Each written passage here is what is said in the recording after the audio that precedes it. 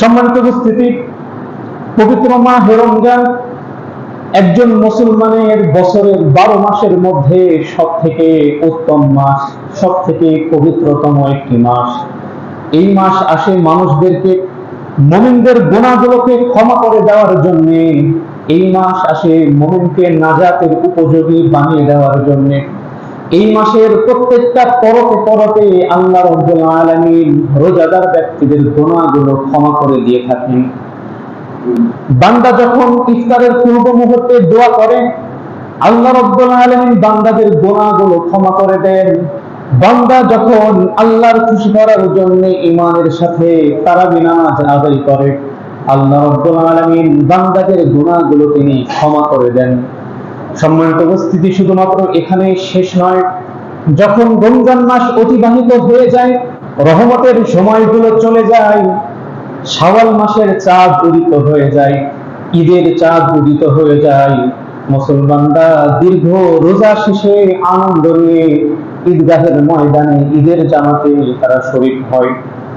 ফেরেশতারা তখনও লক্ষ্য করে কিছু কিছু রোজাদার ওই ঈদের জামাতে এমন আছে যারা এই রোজার মাসে 30 দিন রোজা রেখেছে, সিয়াম সাধনার মধ্য দিয়ে এই সময় অতিবাহিত করেছে, কিন্তু ফেরেশতারা লক্ষ্য করে যে তাদের আমল নামায় এখনো গুনাহ ক্ষমা হয়নি, তাদের আমল নামায় এখনো গুনাহ অবশিষ্ট রয়েছে। সম্মানিত উপস্থিতি, তখন ফেরেশতারা আল্লাহর কাছে প্রশ্ন করে, রব্বুল আলামিন, আমরা এই ঈদের জামাতে লক্ষ্য করছি আপনার এমন কিছু রোজাদার বান্দা ঈদের জামাতে একত্রিত হয়েছে, তারা সকলেই এখানে ঈদের জামাতে শরীক হয়েছে, কিন্তু আমরা লক্ষ্য করছি 30 দিন রোজা থাকার পরেও, সিয়াম সাধনার মধ্য দিয়ে সময় অতিবাহিত করার পরেও তাদের আমল নামায় এখনো গুনাহ ক্ষমা হয়নি, তারা এখনো নাজাতের উপযোগী হয়নি। কেন হয়নি আমরা জানতে চাই। সম্মানিত উপস্থিতি, আল্লাহ রাব্বুল আলামিন তখন বলেন, ফেরেশতারা, তাহলে তোমাদের কাছে আমি জানতে চাই, একজন শ্রমিক যখন শ্রম করে তখন কোন সময় তার শ্রমের মূল্য পরিশোধ করে দিতে হয়?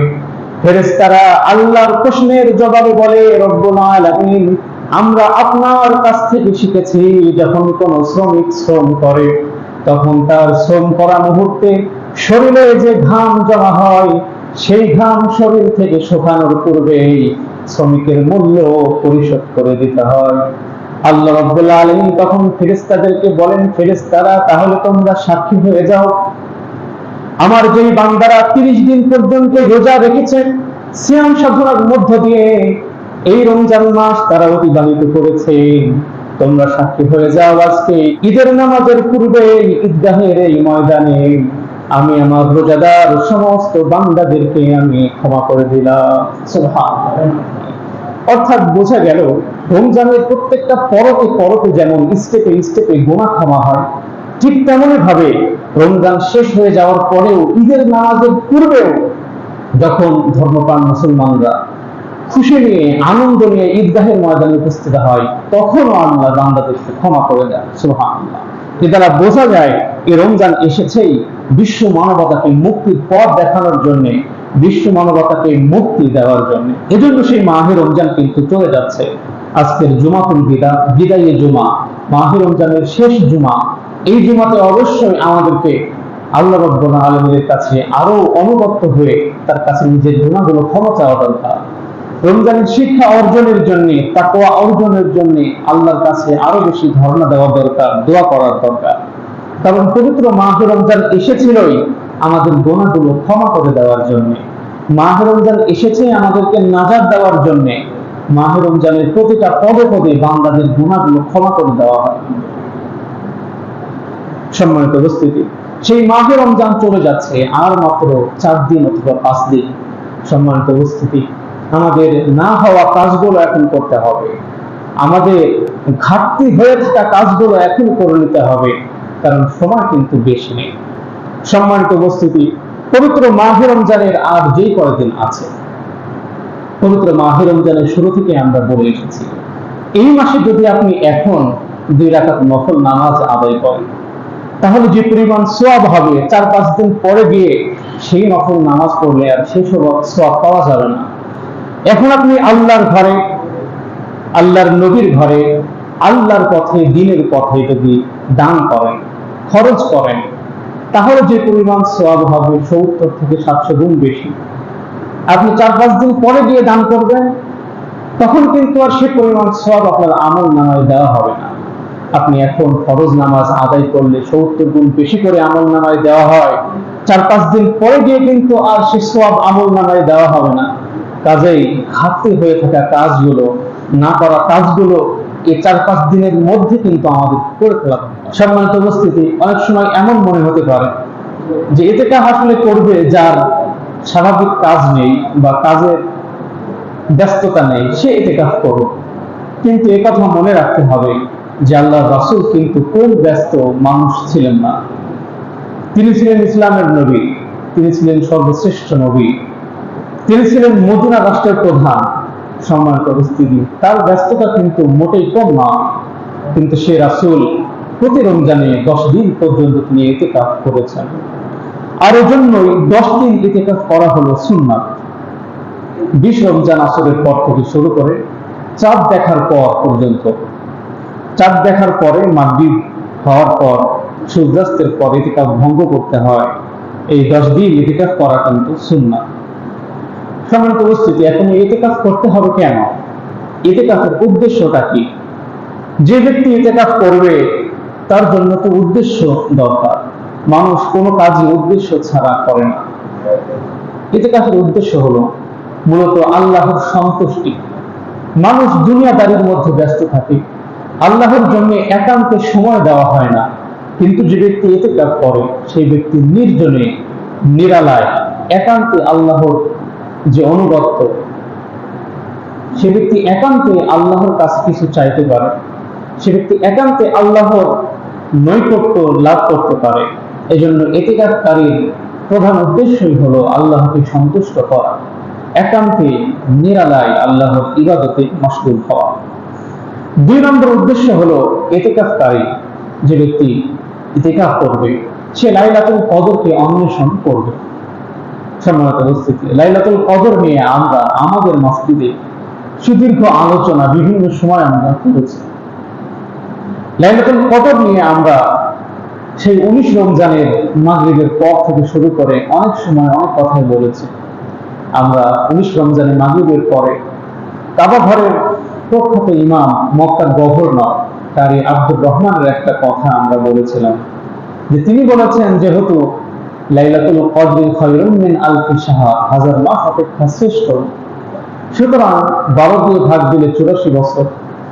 তো যে ব্যক্তি এই লাইলাতুল কদর রমজানের শেষ 10 দিনে রাতের বেলা সে ব্যক্তি আল্লাহর পথে দান করবে, খরচ করবে, যে পরিমাণ দান করবে শেষের 10 দিনের মধ্যে তো অবশ্যই লাইলাতুল কদর থাকবে। তাহলে যদি লাইলাতুল কদর সে দান করে থাকে, টানা 84 বছর ধরে প্রতিদিন দান করলে যে সওয়াব হয় তার আমল নামায় সে সওয়াব দান করে দেওয়া হবে। সুবহানাল্লাহ।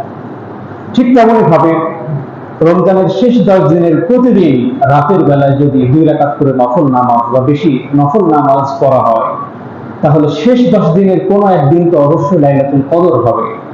তাহলে লাইলাতুল কদরের দিন যদি এরকম নফল নামাজ পড়া হয়, টানা 84 বছর ধরে প্রতিদিন নফল নামাজ পড়লে যে সওয়াব, তার আমল নামে সে সওয়াব দিয়ে দেওয়া হবে। শেষ 10 দিন আমরা তো সেহরিতে সবাই উঠি, যদি সেহরিতে একটু আগেভাগে উঠে অজু করে এসে তাহাজ্জুদের নামাজ পড়া হয়, তাহলে তো শেষ 10 দিনের কোনো একদিন অবশ্যই লাইলাতুল কদর হবে। যদি এমনটা হয় লাইলাতুল কদরে তাহাজ্জুদের নামাজ আদায় করা হলো, টানা 84 বছর ধরে প্রতিদিন তাহাজ্জুদের নামাজ পড়লে যে সওয়াব, তার আমল নামে সে সওয়াব দেওয়া হবে। সম্মানিত উপস্থিতি, 19 রমজান মাগরিবের পরে আমি এই ঘোষণা মাগরিবের মুসল্লিদেরকে দিয়েছিলাম। সম্মানিত উপস্থিতি, অনেক সময় বক্তারা অনেক কথা বলে, কিন্তু এরকম ওয়াজ নসিহত অনেক করা হয়, সমাজ পরিবর্তন হয় না এই কারণে যে বক্তারা যে কথাগুলো বলে সেই কথা সবটা তারা নিজেরাই মানে। তো আমি দেখলাম যে আমার এই কথা যদি মুসল্লিদের মানাতে হয় তাহলে তো ওর আমলটা আগে আমাকে করতে হবে। আলহামদুলিল্লাহ, ওই বিষয়গুলো আমি নিজে আমল করছি এবং আমি প্রত্যাশা করি যারা মনোযোগ সহকারে শুনেছে তারাও অনেকেই এই আমলটা করে থাকবে। সম্মানিত উপস্থিতি, তো যে ব্যক্তি এই ইতিকাফ করবে তার দ্বিতীয় উদ্দেশ্য হবে লাইলাতুল কদরকে অন্বেষণ করা। সম্মানিত উপস্থিতি, এখন আমরা আবার গবেষণা করে আমি দেখলাম যে আমরা যে 1000 মাসের কথা বলছি, লাইলাতুল কদর 84 বছরের কথা বলছি, আসলে এটাও নির্ধারিত নয়, বরং আয়াতের মধ্যে আল্লাহ রাব্বুল আলামিন বললেন লাইলাতুল কদরি খায়রুম মিন আলফি শাহর, অর্থাৎ খায়র উত্তম, 1000 মাসের থেকেও উত্তম।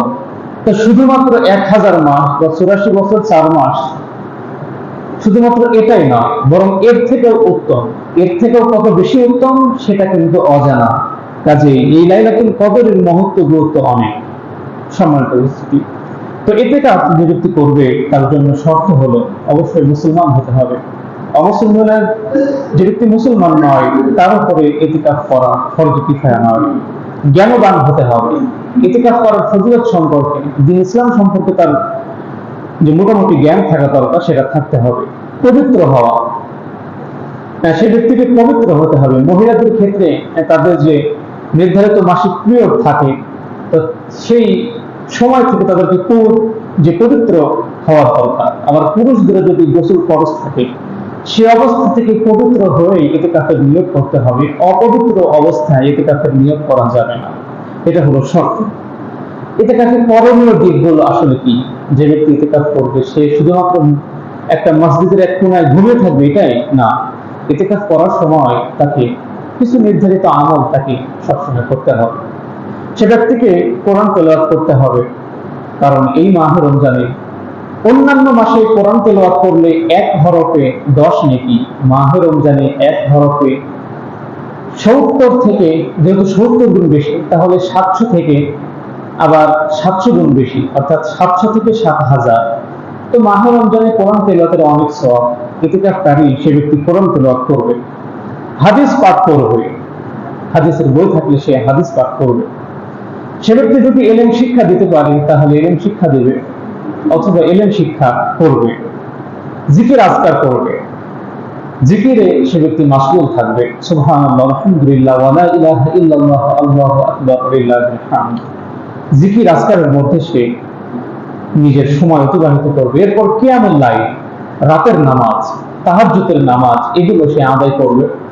আর এর মাধ্যমে সে একা একা নিরিবিলি আল্লাহর নৈকট্য লাভ করতে থাকবে।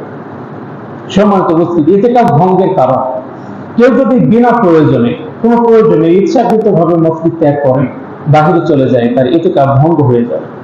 তবে যদি এমনটা হয় তার খাবার আনার জন্য লোক নেই, অথচ পাশেই বাড়ি, কেউ এসে খাবার দেওয়ার মতো নেই, তাহলে সে শুধুমাত্র খাবারটা আনার জন্য সে বাড়িতে যাবে, কোনো কথা না বলে খাবারটা নিয়ে আবার মসজিদে চলে আসবে।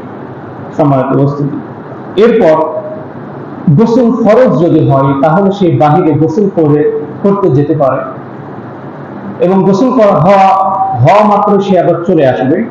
আর অন্যথায় অন্যান্য গোসলের জন্য সে ব্যক্তি বাহিরে যাবে না। তবে যদি এমনটা হয় যে মসজিদের চৌহদ্দির মধ্যে সুন্দর গোসলের ব্যবস্থা আছে, সেক্ষেত্রে সে সুন্নাহির গোসল আদায় করতে পারে। ইতিকাফের উত্তম স্থান কোনটা? বিশ্বব্যাপী যদি ইতিকাফের উত্তম স্থানগুলো নিয়ে বলা যায়, সর্বোত্তম স্থান হলো আল্লাহর ঘর বাইতুল্লাহ, কাবা ঘর, কাবা শরীফের পাশে। দ্বিতীয় সর্বোচ্চ স্থান হলো মসজিদে নববী, নবীর মসজিদ। তৃতীয় সর্বোচ্চ স্থান হলো জেরুজালেম, ফিলিস্তিনের সেই বাইতুল মুকাদ্দাস, যেটা মুসলমানদের তৃতীয় সর্বোচ্চ পবিত্র মসজিদ। চতুর্থতম যদি আমরা ধরি সেটা হলো জুমার মসজিদ, যে মসজিদে জুমার নামাজ হয়। আর পঞ্চম, যদি জুমার নামাজ নাও হয়, 5 ওয়াক্তের জামাত হয়, সেক্ষেত্রেও সেই মসজিদেও ইতিকাফ করা যাবে। আবার এই ইতিকাফ করা ব্যক্তি যদি তার মসজিদে, তার অবস্থানগত মসজিদে জুমার নামাজ না হয়, তাহলে জুমার দিন সে ব্যক্তি জুমার নামাজ আদায় করার জন্য সে তার পার্শ্ববর্তী জুমার মসজিদে আগমন করতে পারবে, এবং সে জুমার নামাজ শেষ হওয়া মাত্রই আবার সে মসজিদে চলে আসবে। সম্মানিত উপস্থিতি, এই হলো ইতিকাফের সংক্ষিপ্ত আলোচনা। ইনশাল্লাহ আগামী রমজান যদি আল্লাহ আমাদেরকে বাঁচিয়ে রাখে, আমরা 20 রমজানের অনেক আগেই ইতিকাফ সম্পর্কে সুদীর্ঘ তাৎপর্যময় আলোচনা আমরা করব ইনশাল্লাহ। সম্মানিত উপস্থিতি, লাইলাতুল কদর, যা আমরা দীর্ঘ সময় ধরে এর সম্পর্কে আলোচনা করে আসছি। লাইলাতুল কদর নিয়ে আজকে 25শে রমজানের দিন চলছে, 5 দিন অতিবাহিত হয়ে গিয়েছে। আমরা যারা নিয়মিত তারাবি নামাজ আদায় করি, আমরা যারা নিয়মিত এই মসজিদে নামাজ আদায় করি, আমরা অবশ্যই তারাবি সম্পর্কে বেশ কিছু সময় বিশেষ অনেক কিছু শুনেছি। সম্মানিত উপস্থিতি, আমরা গত 2 দিন পূর্বে আলোচনা করেছিলাম যে আমরা শুনে আসছি শেষ 10 দিনের বিজয় রাত, অথচ সহিহ বুখারীর 2015 নম্বর হাদিস এবং 2017 নম্বর হাদিস সহিহ বুখারীতে আলোচনা করা হয়েছে। আল্লাহ রাসূল একটা হাদিসে বললেন যে লাইলাতুল কদরকে অনুসরণ করতে রমজানের শেষ 10 দিনের বিজয় রাতে, আবার আরেকটা হাদিসে বললেন লাইলাতুল কদর অনুসরণ করতে রমজানের শেষের 7 রাতে। তো সবকিছু মিলিয়ে যদি উভয় হাদিসের উপরে আমল করতে হয়, তাহলে রমজানের শেষ 10 দিনের প্রতিদিন লক্ষ্যমাত্রা নির্ধারণ করা উচিত।